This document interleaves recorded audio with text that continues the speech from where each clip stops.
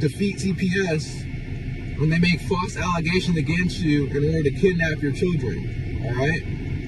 So what you have to do when they submit their report, their petition or detention report, you have to create an affidavit of truth, an affidavit of rebuttal, and or a declaration. And what this is, it's a sworn statement, because you're going to get it notarized from a public notary, that what you're saying under perjury is the truth, and it's against the opposing side of what they're claiming or alleging against you, which is normally a lie that they make up in order to make you look bad when you appear under the judge.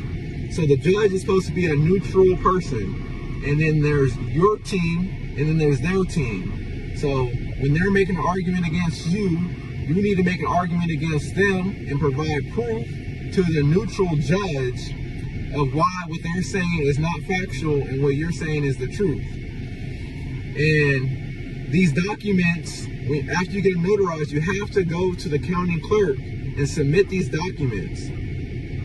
And if the county clerk says, oh, you can't submit these documents because you need a lawyer to submit them, then you go bug your lawyer. You keep bugging them. Did you submit the documents? Did you submit the documents? Did you submit the documents? And keep a paper trail of literally everything. And if they don't submit the documents, when you're in court, sometimes you be feeling that you can't say anything. You make sure you get your turn in court and tell the judge you've been trying to submit these documents, which is an affidavit that you had notarized, and they haven't been submitted to the court. Because the lawyer's duty is to the court and then to you. And if there's a court-appointed lawyer, do you really think that if his duty is to the court, do you really think that he's going to choose the judge over you? No, he's not. So what you have to do is you have to bug him and keep doing it until those documents are submitted. Unless you went pro se or pro bono, which means you are representing yourself. And then, if you ever want any order change, you need to look into a JV 180 or 388 form, which can change any single order that was made against you. So pretend like your children was taken away, right? And they gave you a case plan of going to parenting classes and counseling and maybe family reunification.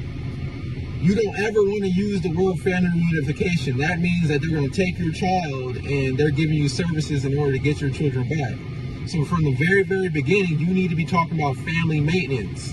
Family maintenance is when you already have your child and you're doing services to keep your child. Family reunification is when they take your child and then you're trying to do some stuff in order to get them back. Once they're gone, it's super hard to try to get them back. And the more court dates you go to, is the harder it is to get them back. But every single court date you go to, you need to figure out what was alleged against you in the report and make an affidavit or a declaration against it and get it notarized and submit it to the county clerk. Thank you all. Have a blessed day. If you have any questions, just drop a comment. This is how you... I have 3.